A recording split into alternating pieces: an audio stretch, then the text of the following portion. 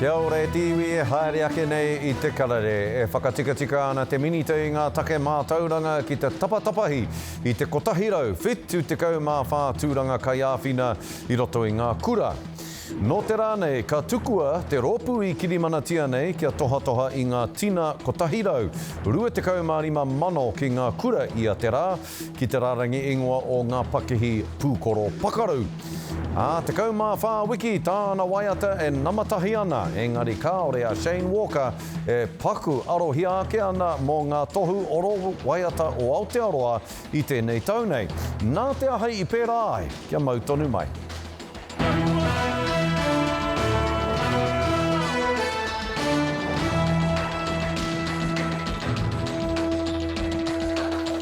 Nō reira kei ngā tauihu waka I tere nei I te moana nui ki Aotearoa tauri kura tēnā koutou katoa. E ki ana ngā kaiako I roto I ngā kura he tino taonga, ngā kaiāwhina e matatau ana ki te whakawhanake I ngā pūkenga pānui, pūkenga reo Māori hoki o ngā ākonga. Engari ahakoa tēnā kōrero a ngā kaiako e whakatikatika tonu ana te minite I ngā take mātauranga ki te tapatapahi I te kotahirau, whitu te kaumawha, tūranga kaiāwhina, I runga I tōna whakapono. He hua nui ka puta mena ka whakapaua te pūtea hei utu I aua kaiāwhina ki wāhi kē. Anei rā te pūrongo a Timoti Chakiwai. Kei te aha te tamaiti ai e pānui ana. E āwhina ana I nā kaiako me pēhea te taki I tētahi aromatawai pānui I porirua. He ratona nui kai paremo a te rātau nā te minita mātaurana e whakapae, kai poroa nā kaiako rawemi. She's saying that we want to lift our children's student achievement and we want to do all the best and we want to have this funding redirected to the front line. We are on the front line. Ko enei o nā kaiako o te reo Pākehā reo Māori anō hoki, ka āwhina I nā tawira kia eke.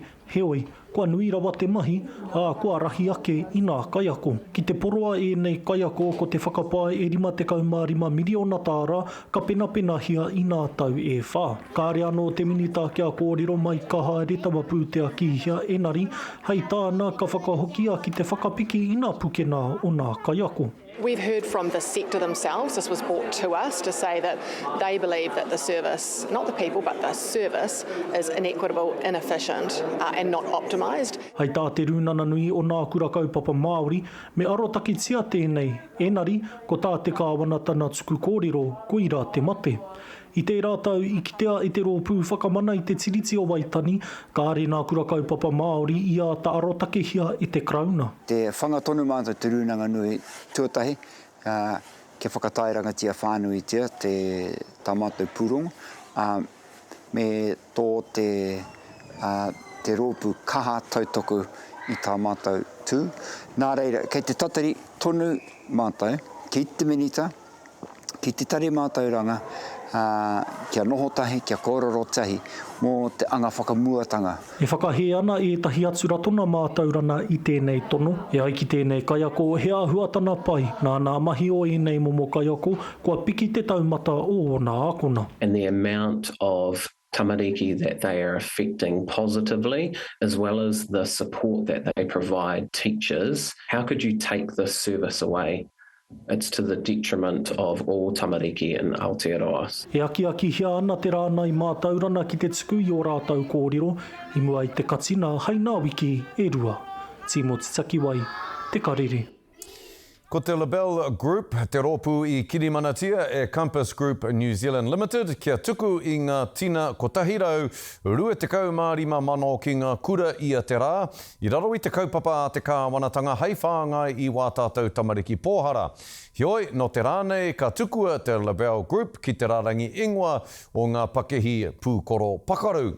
Kei te kōrero a Deloitte, te umanga I whakairi nei I te karangatanga pūkoro pakaru ki runga I te Libelle Group, kia campus I tēnei wā tonu nei, kia pai ai te whiriwhiri me aha I naia nei, kia whai ana matatonu ai te Libelle Group. O tira, me pēhe hoki e raru kore ai te whāngaitanga o ngā tamariki. Hei tā Libelle I roto I tētahi tauwā ki tūmata nui, ko te matua ke ia kia whai tonu ngā tamariki I warātou kai hua nui, I a te rā o te wiki kura. Deliberately not making comments that are going to upset any sensitive commercial dealings.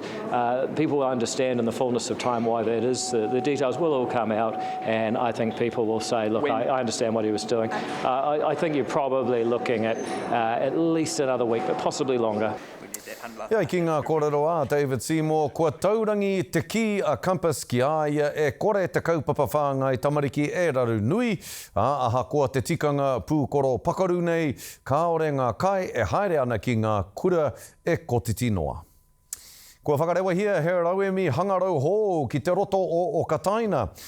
Kei roto i te rauemi nei te atamai AI, te pūtai ao me te pūkenga tau toro e noho tahi ana. Ko tāna mahi he kimi haere i ngā taru e tāmi ana i te ora o te roto. Kei te mahi tahi a Ngāti Tarawhai me tai horo nukurangi i roto i tēnei kaupapa, ko te wawata pai tawhiti ia kia wātea te roto i ngā koiora rāwaho e tūkino nei i aia. Anei rā, te pūrongo a te kawa paora o Aukaha. Kei te whakarewahia e Ngāti Tarawhai me tai horo nukurangi i tēnei hangarau hau ki te pakanga i ngā tupu tūkino kei te tākere o te moana o Kataina. He pai i te mea, kei te mea ko tai horo nukurangi ana he kei runga i te poti ko te whānau o Ngāti Tarawhai kei runga i te poti e mātai ana, e tiro ana, me pehea te whakahaere i tēnei aquatic robot. Kei te traiwā kāia i te mihini, Karere haere ki runga i te moana ki te rapu i ngā tupu kino. Are you having it under control? Then I grab the laptop and I'll show you something on the laptop. Cool, I got it under control. Nice. He wānanga whakahirahira tēnei, e whai whakaroa noa Ngāti Tarawhai ki e rātu rauemi, kei ngāringa o e te atu kamupene tauhei tautoko i a tātou mahi kaitiaki. It's about finding where exactly the invasive plants are so that we can say not have to drag divers around the whole entire lake looking for plants if they're only in scattered positions.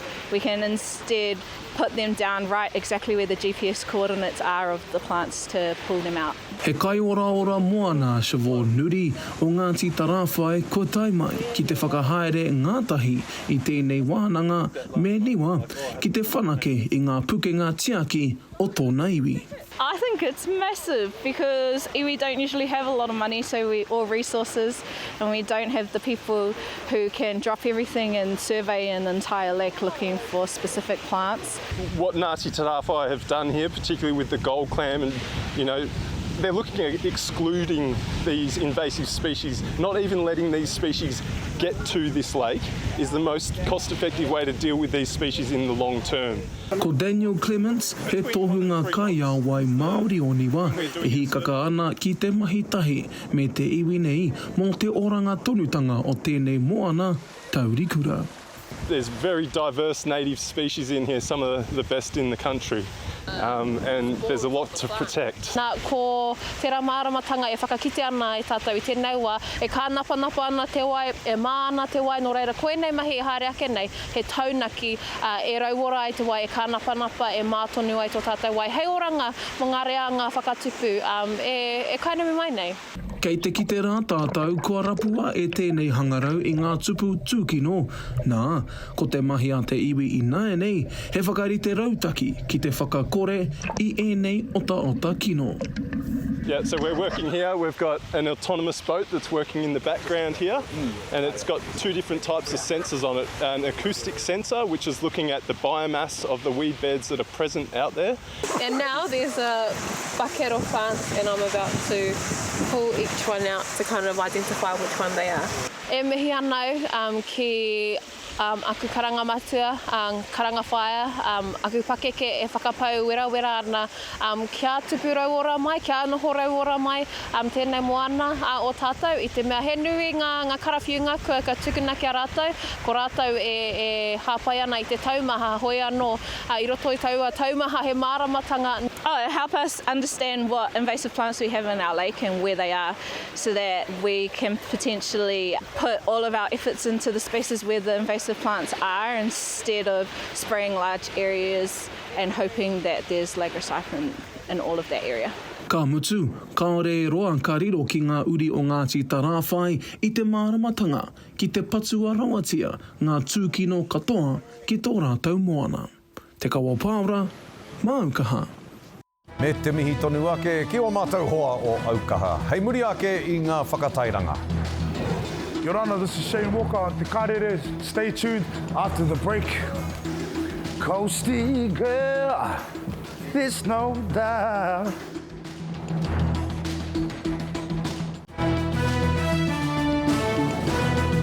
Hoki mai anō ki te karere e te iwi, he tinihanga rānei, he mahi huna rānei kei te mahia.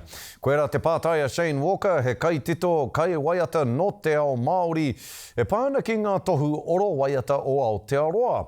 E whakapono ana a Walker kei te mū tōrere tia ia, I te mea I te tihi o te rārangi waiata tāna waiata a Coasty Girl, mo te tekau mā whā wiki I tēnei tau. Engari aha koa tēnā, kāre ia I whai wāhi, kia tau tapatia ia ki ngā whiringa whakamutunga mo tēnā tohu. Kei Arani Era Harrison te roa ngā atu. I think you're one of a kind, baby. Te pātai miriona tāra kei ona ngutu. You know how to rig it now. Te ahu o tā ngā pūro o Aotearoa tipako, I ngā toa. Is it race? Yeah, if that's the case, my great-great-grandfather, he's from England, and that's on my master's side. His name's William Masters, and he's a cousin of Queen Victoria. Can I take that side then? E koe nā te whakahaua Shane Walker I tāna rapu hea I tāna mahi.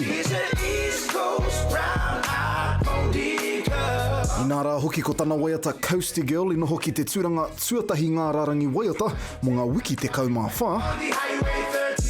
Engari tonu, auare ake. I'm like a music geek where I look at streams, downloads, views, the analytics, the statistics, the listeners. Yeah, I do that so I can look at it and think that what I need to work on. E me te aha he hāngai hoki tā woka tātā I te ohu whakahaere o ngā tohu puoro o Aotearoa I te mōhio kānui noa atu ngā kaiwaiata Māori kua noho.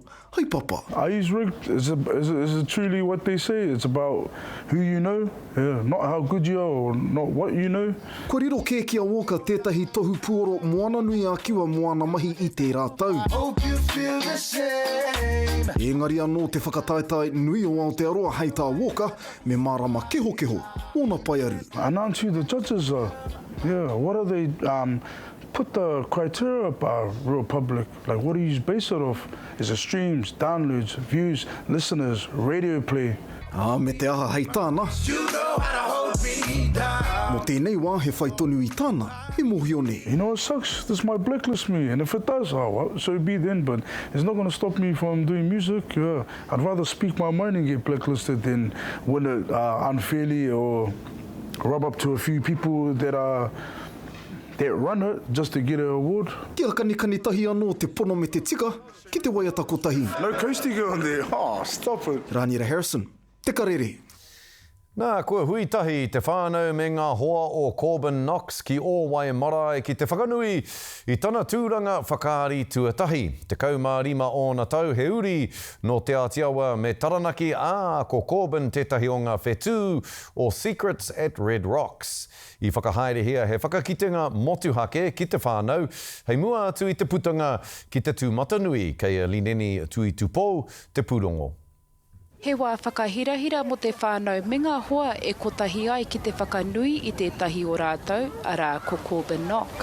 Taku moko puna tēnei. I ai a nohi ana, pai ki ai te kanikani. E tama kanikani. No te tahatona pāpa pia. Engari, kare ona wakamā kakapakeke, kare ona wakamā ki te tūki mua I te meninga. Have you ever heard of selkies? Yeah. People. I tū he whakāturanga motuhake po te whānau kia kite e rātou I a Corbin I roto I tōna kiriata tuatahi I mua ake I te putanga ki te motu. E miharo pai nei tō matau anau, o na iwi, o na paranga, kia kite Anei he tauira mā tātou taiuhi tamariki Māori nei. We searched the whole country for a young man who had like natural acting talent and a sense of humour as well, like a natural sense of humour. And Corbin had that. Te kaumārima noiho o nā tau, a kariro ia te kiri puaki matua, he taumata tike tēnei mōna. It was exciting. It's definitely not how I thought it would be. There are some things that are totally different from what you expect. But yeah, it was really cool. Aha koa he tuatahitanga tēnei mōna, hei tāna I ngā wari ake te haere. No, there wasn't too much challenges. It was pretty easy most of the time. I prepared by just being me. He haeringa nui tēnei, kaua kia Corbin, engari mo tōna māma I tautoko ia I roto I tēnei arahau. Te kaumārua haora ia rā ka mahi ia I kite au I tōna pukinga ki te mahi, ki te u ki ngā mahi, ki te wakarongo, ki ngā tohu o te director me keys. A mo tana tūranga nui tuatahi ki ngā whare pikitia, he timatanga pai tēnei mo Corbin, Lineni Tūtupou, te Karere. Kāti kei te whakahaere hia e te ropu te rarawa anga whakamua he wero hauora mo te waruwiki ki roto I te hiku o te ika. Hei aki ngā whānau o te rohe kia whakaaro nui rātou ki o rātou hauora. Hei tā te rangahaua Hārata Brown ko ngā whāia me ngā kuia etahi e parāna I te huarahi hei whai ma e rātu o te whānau kia tahuri ake tātou. Ko tai ki te weheruatanga o te kaupapa. Pakari haere ana te tinana me te wairua noki. First week I was real sore, my mai ana. Second week I'm okay. Third week I'm bring it. Yeah, so I'm feeling great. Yeah. Piki ngā oranga, piki ngā wairua, just piki aki. Koinei te wiki tuatoru o te kaupapa ko te kaha o te hauora te ingoa. He kori tinana hei whakapiki I te hauora o te hapori whānui o muri whenua te hiku o te ika. To normalise active living, especially for our tamariki to see their parents moving, especially, you know, a lot of people don't do anything about it until they need to go to the doctors. So doing something about it now rather than later. Kua rua tau tēnei uri o te rarawa o te au pauri e kori tina nāna ki tēnei whare nakawhiti. Toru te kaukiro karamu katoa ko ngahoro mai tōna tinana. At the moment it's my life, just as much as rugby is. Both of them together have helped me all round. Be a mama, my mentor, my whare tapawha pretty much. Without this, I don't think I'd have the energy to keep up with two boys. He mahi hei whakapakari I ngā uri nei. Matuara o rātou toronga ki o rātou anō whānau. I haven't done any exercise for a little while and I needed to get back on the horse, and so I love it. It's hard out, and if you want to work, you can work. If you don't want to work, then you won't work. Hey. So our main focus is, at the moment, is movement. So it's just getting people of all abilities, all fitness levels to come in and get moving. Ai marika ko te kaha o te hauora te kaupapa, ko ngā kai kōkiri, ko te rarawa, angamua. Hārata Brown, te Karere. Nō reira hei muri ake ngā pānui hoko ahakoa, ngā taupātanga nui, ngā werohanga nui I enei tau toru tekau mārima nei. Ka whakanui tonu te reo irirangi o hauraki ara a ngā iwi FM I tō rātou huritau I kōtata ake nei.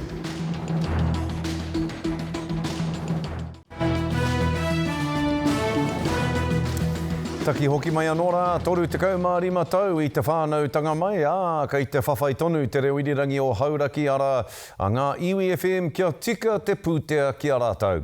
Ia whina te reo irirangi o tainui I a rātou, kia tū I a rātou a ngā iwi FM I te tau tahimano iwarau iwa tekau. Ko te nuinga hoki o ngā kaimahi I taua wā e mahi ke ana mo te aroha. Ahakoa ngā taupātanga nui, ngā werohanga nui I enei tau toru tekau mārima nei. Ka whakanui tonu rātou I tō rātou huritau I kōtata ake nei, anei te pūrongo. Tēnei te rangi, hei whakanui tō tātou reo irirangi. Toru tekau mārima tau, tēnei tō tātou reo irirangi, mai tōna timatanga ki tēnei wātunu. Hoki aku mahara ki te wāe timatai mātau I te rātaho o te trichi nei, I roto I te pikitia o te taone nei. E hara mai ngā kaumāti au wā, i ngari ka riro tau a whare kaumāti o hore kau e pikitia, i ngari e wāhi whakaati tō tātou reo irirangi. First station in the country to get to test this out, and it's really easy. E maha ngā kaupapa i poipoia e ngā IVFM, ko te tihi o ira, ko te ahurei o Hauraki, Hauraki Cultural Festival, ko ngā wānanga reo o Hauraki, ko ngā wānanga tikanga a Hauraki hoki, me te mea hoki i ngā rautau iwa te kau i reira ngā iwi e poipoi ana i tawa kaupapa e hangai ana ki te tiriti o Waitangi. Yeah, I suppose some of those very special ones are the ones that we've worked alongside with and sadly who have passed away. They've been part of our journey. Too many names for me to remember. So any content that we film normally gets edited over here, and then a lot of it will get the audio scrubbed and everything here. Te maha tonu i taua raruraru pehi tonu i te iti o te puitea mō ngā haora rua tekau mawha. Kare anō kia whakatinana te kāwana tēnā tuāhuatanga. Engari, kai te hari tonu tēnei o ngā teihana o tō tātou pito. Ko ngā pehitanga mō mātou ko te taha ki te pūtea. No reira, he reo irirangi Māori mātou, engari ko te tihi o ngā taha ki a mātou ko te ao ipurangi, me te mea hoki anō nei he tino iho te pūtea, engari he nui ngā mahi. Ko te moimoi a te reo irirangi o Pare Hauraki, ko te whakaraura reo rangatira mō te apopo te take. Kia rangona te reo o Hauraki ki ngā takiwa katoa, kia rangona tōna reka ki ona takiwa katoa. Hari huri tau kia koutou ngā iwi FM. E whai ake nei ko ngā tohu Huarere. Yes, she's an East Coast brown-eyed police girl. I'm hearty, baby. Oh, yes, she was. I fell in love with some Highway 35. And stole my heart, my baby. My coastie girl. I wanna know, baby, if what we have is real. Hope you ain't no cheater. Yeah. She's a hearty girl from Aotearoa. Nō re tiwi, koena tā te karere mō tēnei rā tūrou parea tūrou Hawaii.